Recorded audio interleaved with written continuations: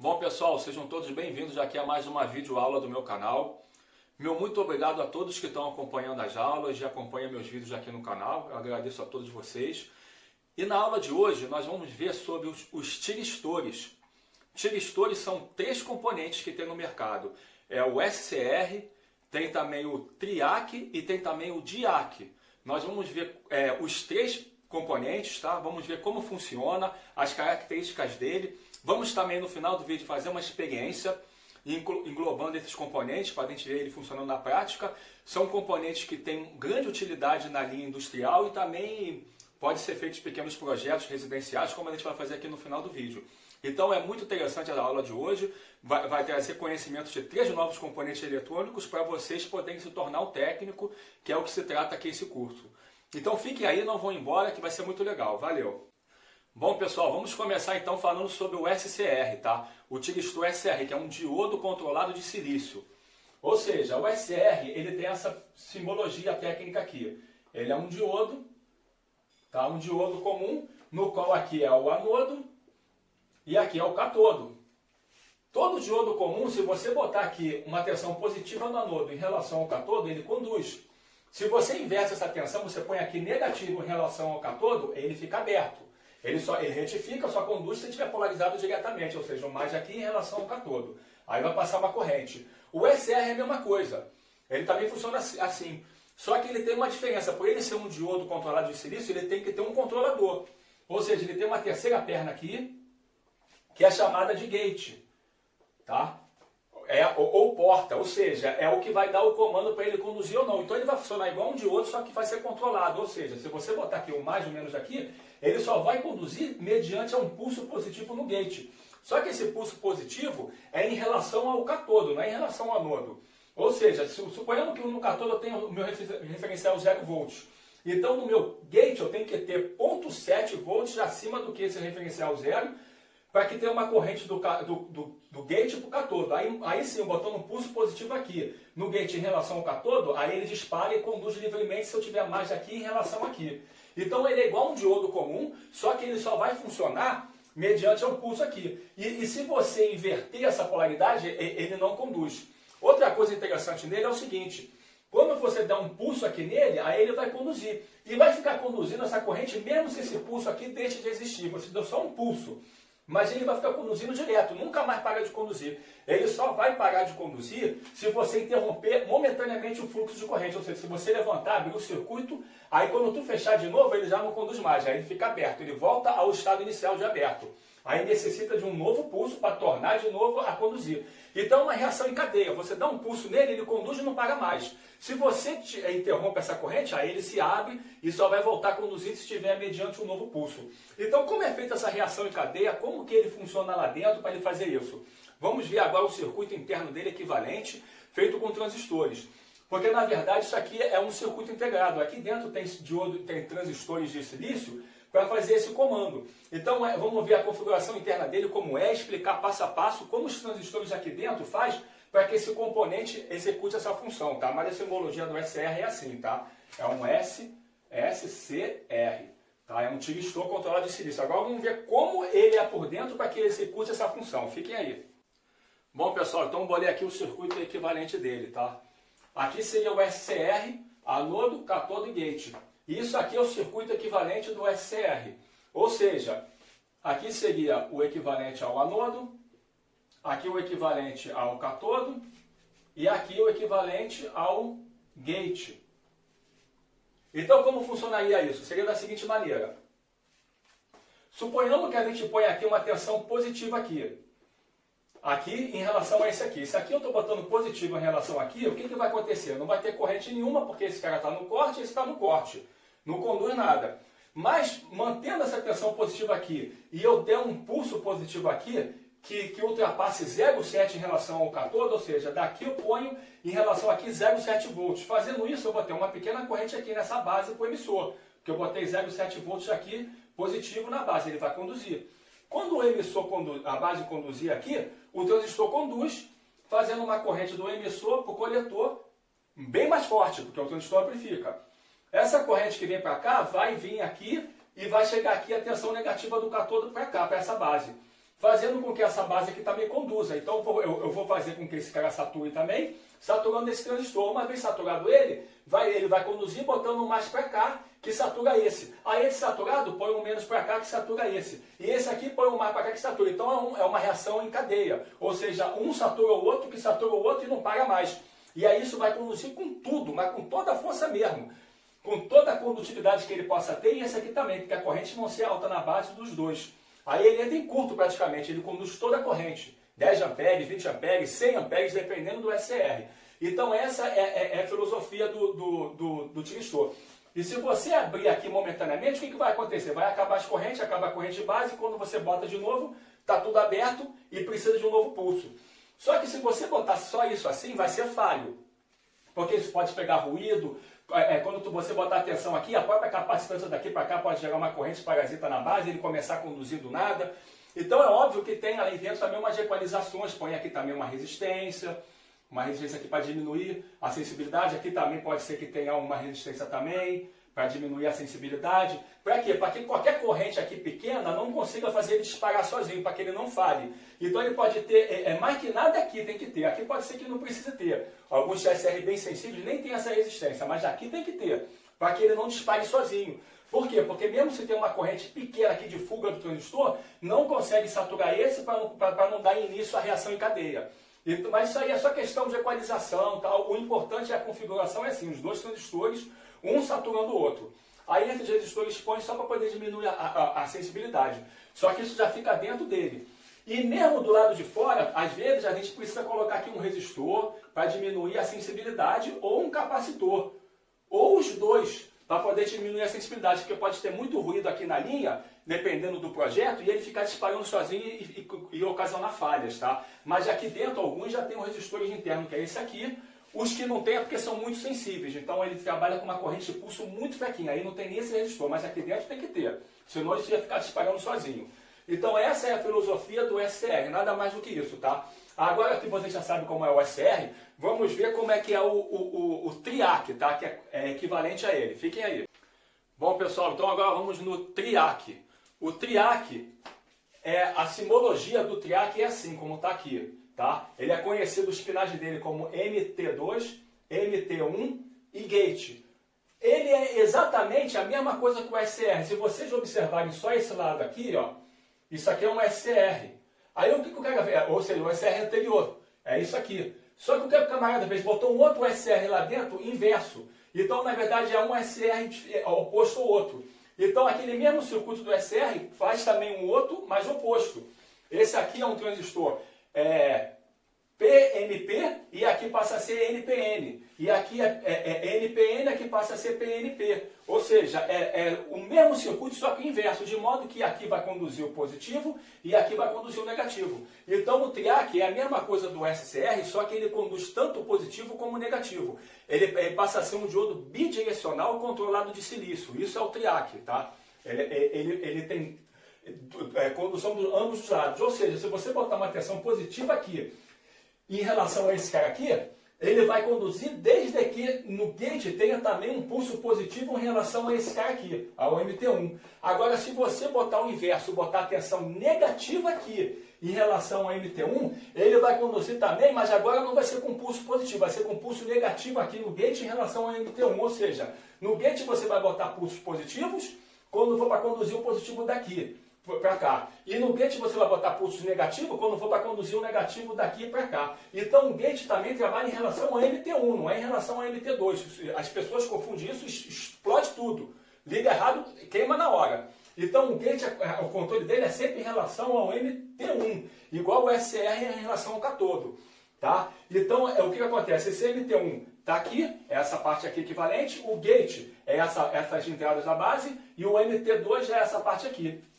Então, recapitulando, botou aqui positivo em relação ao MT1, ele só vai conduzir e continua conduzindo sem parar se tiver aqui um pulso no gate em relação a esse aqui, um pulso positivo.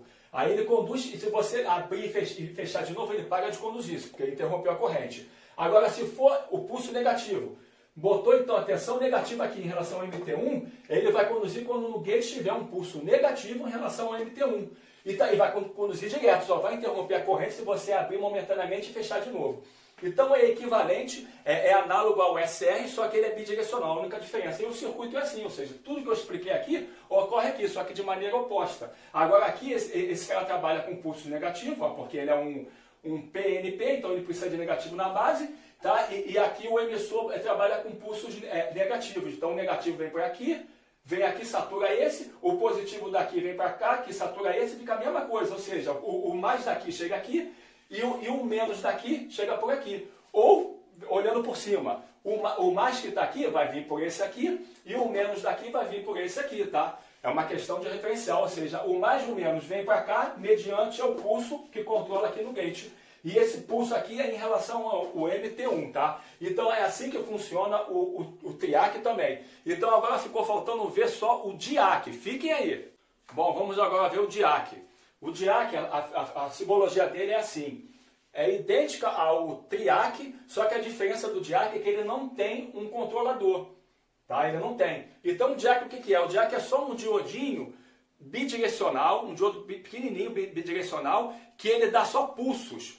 Ou seja, é o mesmo circuito, só que não tem mais controle no gate. Como isso vai funcionar? Isso vai funcionar da seguinte maneira. A tensão daqui em relação aqui, conforme ela vai subindo, vai chegar um valor de DTP, um valor de diferencial de tensão que daqui para cá vai ser tal que as fugas do transistor vai fazer uma pequena corrente aqui de base e a fuga desse uma pequena corrente de base. Quando essas fugas for suficiente para fazer a saturação e disparo dos transistores, vai haver uma corrente em reação em cascata também, que um satura o outro, e ele vai conduzir com tudo. Então, suponhamos que aqui eu seja zero. Vamos botar aqui o referencial zero. Então, aqui está com 1 volt positivo, não acontece nada. 5 volts positivo, não acontece nada. Chegou a 32 volts positivo, aí sim a fuga aqui é suficiente para ele começar a conduzir uma reação em cascata. Então isso aqui vai conduzir com tudo, fazendo com que a tensão caia. Dos 32 volts cai com tudo. Se fosse um capacitor carregado, ia descarregar. Aí ele dá um pulso, uma descarga forte de corrente e a tensão cai. Quando a tensão cair, a corrente aqui, agora que vai ter nessas bases, vai ser pequena, não tendo a queda de tensão suficiente para manter o ciclo de condução. Então o circuito abre e ela pode tornar a subir de novo. Só que se agora for ao contrário, a polaridade é ao contrário, então aqui vai subindo negativamente. Eu tenho menos 1, não acontece nada. Chegar menos 10, não acontece nada. Quando chegar a menos 32 volts, aí esse cara aqui que conduz a tensão negativa, da mesma maneira. Então se eu, por exemplo, botasse aqui um capacitor, aqui assim em relação à Terra, e aqui também em relação à Terra, e botasse aqui um resistor, e metesse aqui uma tensão que fosse uma tensão contínua aqui qualquer, o que aconteceria? Próximo aos 32 volts, esse cara quando conduzisse aqui, ia fazer isso aqui, ó, uma dente serra, aí cai, uma dente serra, aí cai, dente serra e cai, desde que a corrente aqui não seja forte o suficiente para manter isso aqui, senão ele não desliga mais, tá? Então, na verdade, isso aqui só dá um pulso. E se fosse negativo, a mesma coisa. Faria isso aqui, a dente serra, aí descarrega, dente serra, descarrega. Então, esse cara aqui, ele trabalha assim. É como se fosse um Zene, que quando a tensão Zene chegasse, ele conduzisse bruscamente, para mandar uma corrente mais forte, um pulso. Aí depois ele abre de novo, e quando aquela tensão atingir aquele valor de novo, ela torna a saturar. Só que bidirecional, tanto faz se é positivo ou negativo. O interessante desse cara aqui é que ele é usado justamente para dar pulsos no controle dos TRIACs e no controle dos SR. Então o DIAC, ele é bom para botar ele aqui, ó. Normalmente ele é usado aqui, tá? São os dois juntos, ele é usado aqui. E ele fica dando os pulsos aqui, tanto positivo como negativo aqui para o TRIAC. E se fosse um SCR, por exemplo, aqui um SR assim, calma aí. Se fosse um SCR assim, aí ele estaria pulso só positivo. Aí trabalharia só um lado, mas não tanto faz a posição que põe um DIAC. Então o DIAC é só para dar pulsos para controlar os SCRs ou os TRIACs, tá? Para isso serve o DIAC. Então, gente, agora que vocês já sabem, uma coisa muito importante que eu esqueci de falar. Tanto o SCR quanto o TRIAC, ele também tem limite de tensão, tá? Pelo mesmo motivo do DIAC, ou seja, ele trabalha mediante o pulso no gate, mas também ele tem limite de tensão. Vamos supor que vocês comprem um SCR ou um TRIAC que trabalhem em 400 volts. Ou seja, se a tensão nele for superior a 400 volts, ele também conduz sozinho, independente do pulso do gate, que é pelo princípio do DIAC. Porque como o circuito é equivalente, ele também vai conduzir sozinho. Então você tem que comprar o SCR ou o TRIAC, determinando a corrente máxima que vocês vão precisar e a tensão máxima também que vai ser submetida nele. Porque se a tensão máxima for ultrapassada, ele também conduz sozinho. Tá? Isso também é uma característica do SCR e do TRIAC. Tá? Normalmente tem SCR para 100 volts, 200 volts, até 1000 volts tem. Tá? Então a gente vai ver agora uma utilização prática disso e vamos conhecer uns componentes práticos sobre eles também, sobre SCR, DIAC e TRIAC. Fiquem aí. Bom pessoal, então vamos ver alguns modelos comerciais. Aqui eu preparei para vocês o seguinte, o TIC 246, isso é um modelo comercial de um TRIAC, tá? A simbologia esquemática dele no esquema elétrico, ele é visto assim, o TRIAC. E o componente físico, o transistor mesmo, ele é assim, pequenininho, claro, mas nesse formato assim de corpo. Para esse modelo de TRIAC, existem vários TRIACs, tá? Com vários corpos. Esse valor é com esse corpo aqui. Aonde as pinagens dele, olhando assim, esse aqui é o plástico, tá? A numeração fica aqui em cima dele, TIC 246D, fica aqui escrito. E aí vocês vão, olhando assim, vocês vão ver o MT1, MT2 de gate, ou seja, o MT1, que é esse aqui. O MT2 aqui é esse aqui, MT2, e o gate aqui é esse aqui. Então, no esquema eletrônico é assim, e o componente físico é assim para o TIC 246. E o TIC 246, se ele tiver a letra D, ele é 400 volts, tá? Aqui. Agora essa letra aqui, essa D varia de B a N. Pode ser B, C, D, E, M, S ou N. Se for B é 200 volts e o N 800. Então cada uma das letras vai determinar a tensão máxima que ele aguente. Passando disso ele conduz sozinho, tá? No caso o D é 400 volts. E a corrente que ele suporta aqui quando ele está trabalhando, contínua, ele suporta 16 amperes de trabalho. E 125 amperes de surto. O que é a corrente de surto? Vamos supor que aqui, em paralelo com ele, tem um capacitor pequeno que vai se descarregar. Então aquela tensão do capacitor vai ter que ir a zero de uma só vez. Pum, uma cipuada. Então isso é um pulso de corrente muito forte, mas muito rápida. Esse pulso de corrente em microsegundo muito rápida pode ter o valor de 125 amperes, é o máximo que ele aguenta de surto. Claro que se for contínuo ele vai queimar. Se você botar um capacitor muito grande, ele vai estourar, explode e queima. Mas de surto muito rápido, ele aguenta 125 amperes. E corrente média, 16 amperes, tá? Agora, o outro TIC, esse aqui é o SCR. O SCR, o TIC 126D. Ele também tem o mesmo corpo e é a mesma pinagem, ou seja, o catodo, que é essa aqui, está no primeiro pino. O anodo, que é esse aqui, é o pino do meio, que é esse anodo aqui. E o gate é esse gate aqui. Tá? Aqui também o plástico dele, também escrito TIC 126D. Tá? O TIC 126 também é a mesma coisa, então a espinagem dele é catodo, anodo e gate. E a simbologia esquemática é assim, anodo, catodo e gate. E um DIAC, esse DIAC aqui é um diodinho pequenininho, fininho, que é o DB3. O DB3 é um DIAC, o corpo dele é azul, costuma ser azul, pequenininho mesmo, fininho, tá? E a simbologia dele no esquema é essa, tá? Então, esse cara aqui trabalha sempre com a tensão aqui chegar por volta de 32 volts. Isso pode variar de DIAC para DIAC.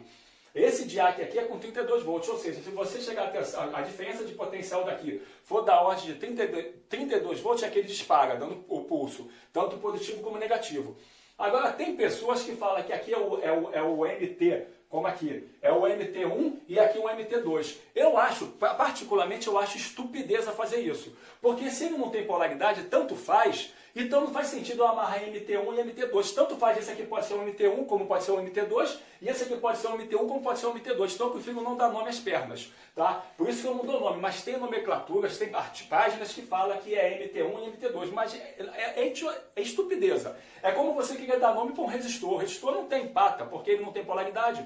Ele tanto faz o positivo aqui ou aqui, então eu não dou nem nomenclatura para as pernas dele, tá? Particularmente, mas vocês podem encontrar algumas revistas dizendo que é um MT1 e um MT2. Mas não faz sentido, porque também o MT1 pode ser um MT2, tá? E esse cara aqui é a mesma coisa, tá? Ele vai aguentar 12 amperes, tá? O TIC 126, ele vai aguentar 12 amperes de corrente contínua, não é 16, é 12. E a corrente de surto dele é de 100 A. Repare que os triacs costumam ser mais fortes que os SCRs, porque os triacs já é mais para uso industrial. É difícil encontrar um triac de baixa corrente. Já a SCR vocês encontram até com corpo de BC pequenininho, de baixa corrente, bem sensíveis. Tá? Ele é 12 A e 100 A de surto. E esse aqui, ele vai até a letra A, ele pode chegar a 100 volts, esse aqui não, ele é encontrado no mercado da B a N, mas esse aqui tem também de A a N, tá? 100 volts, então no caso D seria 400 volts. Bom, agora que você já conhece alguns componentes práticos, já sabe como funciona, vamos ver como é que pode se fazer para testar ele, se está queimado ou não, fiquem aí. Bom pessoal, como vamos fazer para testar o componente? Suponhamos que seja esse aqui, o Triac TIC 246, vocês querem testar se ele está funcionando. Bom, vocês pegariam uma fonte, pode ser uma bateria de 9 volts, uma fonte de 5 volts, enfim. Vamos botar uma fonte de 12 volts. Vamos supor que seja de mais 12 volts, tá? Aí vocês botariam uma resistência aqui, não muito baixa nem muito alta, uns 100 ohms, por exemplo, tá? Uns 100 ohms. E vocês colocariam aqui. E uma outra aqui, um valor mais alto de 1K. Isso para 12 volts, tá? 1K. E o menos da bateria vocês colocarem aqui. Quando vocês estiverem fazendo isso aqui não vai ter corrente nenhuma. Você medir a queda de tensão aqui, não vai ter queda de tensão porque ele não conduziu. Quando você chegar aqui e encostar aqui momentaneamente com uma chave, só dar uma cipuada aqui, vai passar uma corrente aqui, positiva, que vai fazer com que esse positivo conduza. Aí quando você abrir, vai ter uma queda de tensão aqui, constante. Vamos supor que em vez de ter um resistor para não ter que botar um multiteste aqui, fosse uma lâmpada de carro, por exemplo.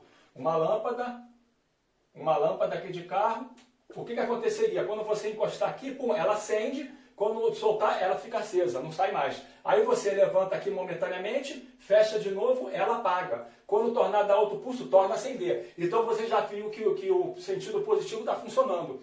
Agora querem ver o negativo, inverte a polaridade. Agora vocês põem aqui menos e mais, menos e mais. Agora o mais passa a ficar embaixo, inverteu a polaridade da fonte. Agora aqui está com mais e aqui está com menos. Aí vai fazer a mesma coisa. Quando dar um pulso, a lâmpada acende, fica acesa. Quando solta, ela apaga. Tá? Então assim vocês vão ver que está funcionando tanto a condução positiva como a negativa. No DIAC 126 é a mesma coisa, só que vocês só vão fazer numa polaridade, ou seja, vai ser com a polaridade assim. Vai ser assim a polaridade, mais e menos, ou seja, mais aqui. Vai ser com essa polaridade a mesma coisa. Quando eles vão botar essa aqui, a lâmpada aqui e o gate aqui. Porque não faz sentido ver com a polaridade inversa. A polaridade inversa, se vocês forem, não vai acender nunca. Tá? Então o que acontece? Pode ser feito assim e pode ser feito também com multiteste. Só que com multiteste com esse cara aqui é um pouco mais difícil, porque ele tem a sensibilidade um pouco mais baixa. Como tem aquela resistência que eu falei do gate para cá, do controlador por referencial, ela precisa de uma corrente de gate muito forte. E a remanescente também tem que ser forte. Ele, por ser mais pesado, é mais difícil testar com multiteste. Com a fonte é mais eficiente. Mas esse aqui, alguns modelos, pode ser até direto com multiteste. Ou seja, vocês pegam o multiteste direto, se quiser, tá? O multiteste aqui. Vamos botar o multiteste aqui. Aí, aqui a ponteira mais e a ponteira menos. Aí a ponteira mais vocês vão botar aqui. Ponteira mais aqui. E a ponteira menos vocês vão botar aqui.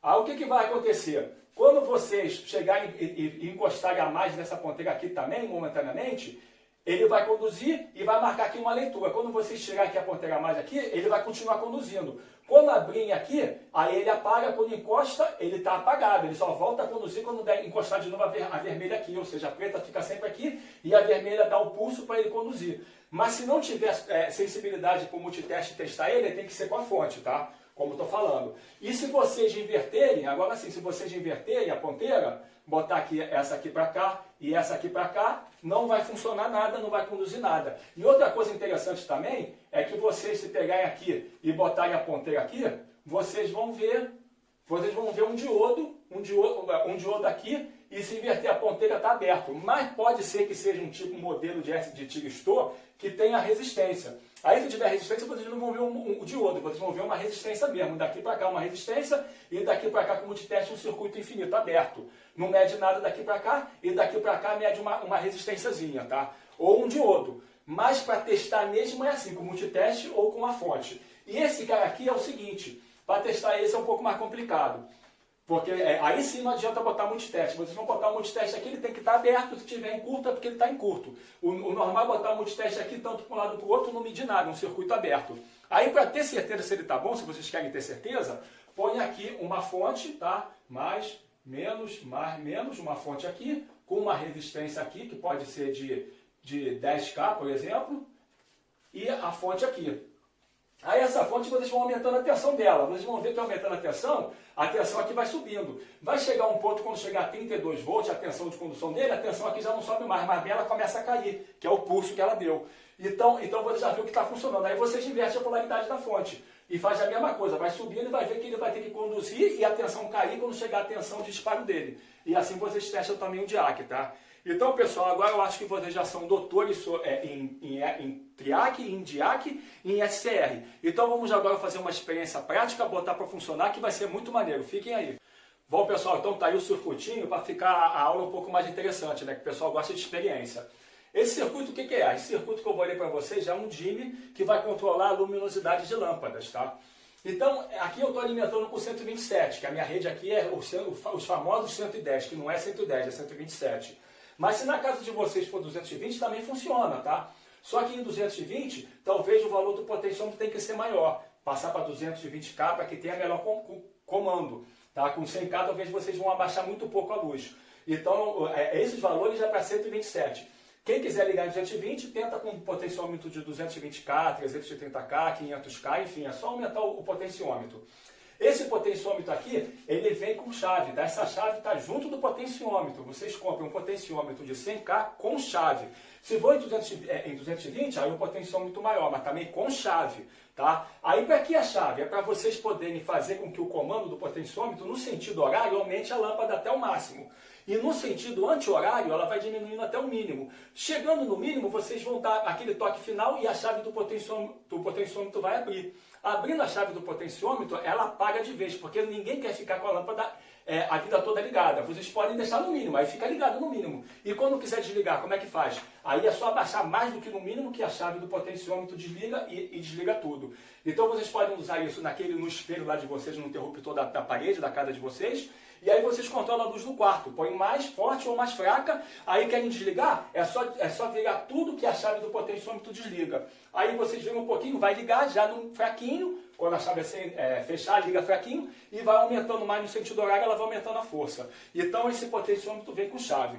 Esse resistor é de 10K pequenininho, tá? Esse DIC foi o que eu ensinei para vocês, a pinagem e tudo. Esse aqui é um DIAC, tá? Aqui é o TRIAC, esse aqui é um DIAC BD3, como eu ensinei para vocês.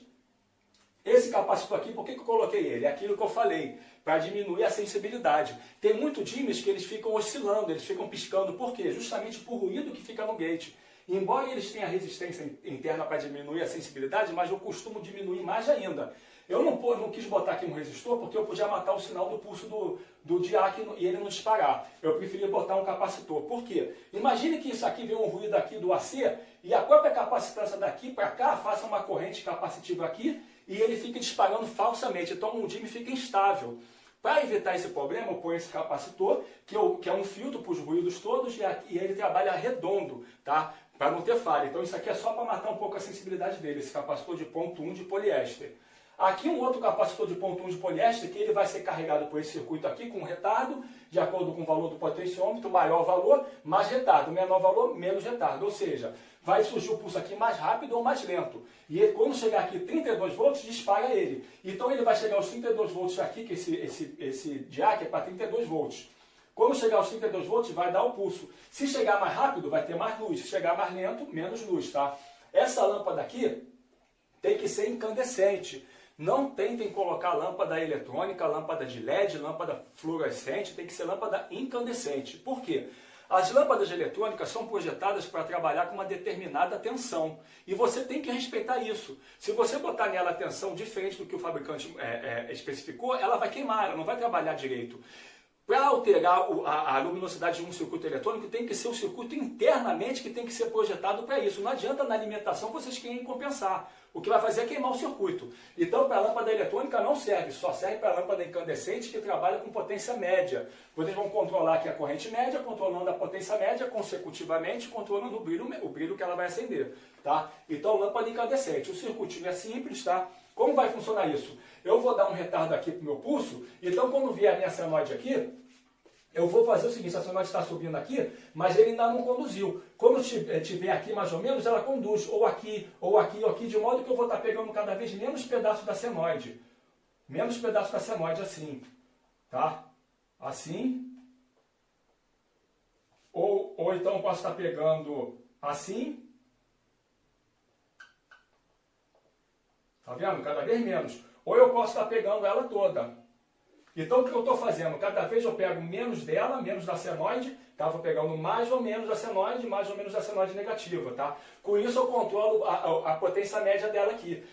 Pelo retardo aqui capacitivo e resistivo, ou seja, quanto maior for o valor do resistor, mais tempo demora para chegar aos 32 volts para disparo do meu DIAC e mais tempo vai demorar esse cara para conduzir. Então se demora mais tempo, ó, ela vai conduzindo menos ou mais. Se aqui tiver o valor mínimo, aí vai rapidinho, eu vou pegar quase a senoide toda. Pego quase a senoide todinha, tá? Quase a senoide todinha. Então, com isso eu vou controlar aqui a luminosidade. Agora fiquem aí que eu montei isso e vou mostrar na prática com o osciloscópio e tudo para vocês verem isso funcionando, tá? E lembrando, quem quiser botar em 220 vai funcionar também, só muda o valor do potenciômetro. Fiquem aí. Bom pessoal, então chegou a parte mais emocionante do vídeo. Vamos ver na prática funcionando tudo que vocês já aprenderam. Tá aqui, ó, eu montei aqui o circuitinho para vocês, ó, tá vendo? Esse circuitinho que eu ensinei para vocês, eu montei.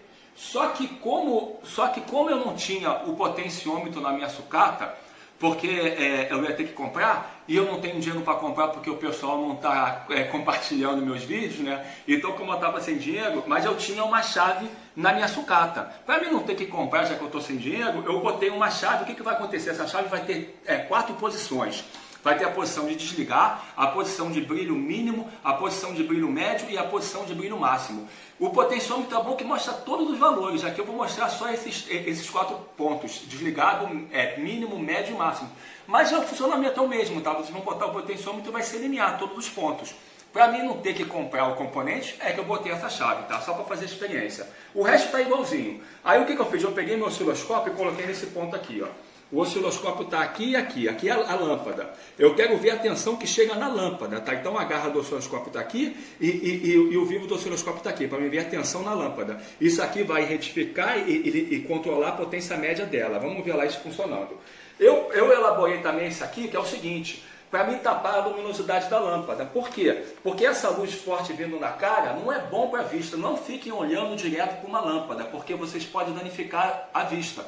Como a minha vista, essas coisas que digam, nossa, como é saudável a vista dele, eu já tenho a vista toda ruim, então eu não quero danificar mais do que já está danificado. Eu tapei isso aqui. Cuidado com isso, não fiquem olhando para a lâmpada forte, que é daninho para os olhos, tá? Faz mal. Então vamos ver se funcionando agora. Bom, vou ligar, deixa eu ver, aqui liguei, ela agora está na posição de desligado. Eu vou começar ligando no mínimo, tá? Aqui. Liguei no mínimo, tá aqui a forma de onda que eu falei, tá vendo? Eu tô perdendo tudo isso aqui, ó, tudo isso aqui e tudo isso aqui. Eu vou botar agora no médio. E repare que o brilho também vai aumentando. Vou botar no médio, tá aí no médio, ó. Agora faltou só esse pedacinho aqui, tá vendo? Agora eu vou botar no máximo. Tá aí o máximo, tá vendo? A onda quase toda. Esse pedacinho ainda que eu perco aqui do máximo, é porque eu tenho que ter atenção atenção necessária para o disparo desse aqui. Lembra que é 30 volts que eu falei? Então eu tenho que perder esse pedacinho aqui no máximo. Eu não consigo toda a onda, porque tem que ter os 30 e poucos volts do disparo do DIAC. Mas eu consigo quase a onda toda. E repare que a senoide não está bem senoidal. Por quê? Porque a senoide que vem da concessionária, ela é limpa, bonita, senoidalmente. Só que acontece que é tanta carga, tanta coisa que os vizinhos põem, todo mundo põe carga pesada, vai deformando ela. Por isso que ela não é 100% senoidal. Ela sai senoidal bonita, mas chega na casa de vocês deforme. Isso é bom para vocês verem que o meu inversor de onda senoidal pura tem a onda mais bonita, mais senoidal do que a própria rede. Para vocês verem a qualidade daquele meu inversor. Quem não viu, veja o meu inversor senoidal. A onda senoidal é perfeita. Melhor que a própria tomada, tá vendo? Isso é a onda da tomada. Então, se eu não consigo abrir esse pouquinho. Vou mostrar de novo, vou diminuir, ó. Diminuir. Aqui, tá vendo? E bem estável, tá vendo? Não fica oscilando nem nada. Vou diminuir mais ainda. Podia diminuir mais ainda, mas aí ela ia ficar tão fraquinha que não faz sentido. Agora, se eu quiser apagar, eu apago. Aí apaguei, tá vendo? Então o potenciômetro vai fazer a mesma coisa. Você vai diminuir no mínimo até que você pula a chave dele e desliga. Aí você liga a chave no mínimo e vai aumentando a potência. Então isso aqui é ideal para iluminação de quarto, para você botar como tu quiser, forte ou fraco. Então, pessoal, espero que vocês tenham gostado. Isso é tudo. Fiquem com Deus.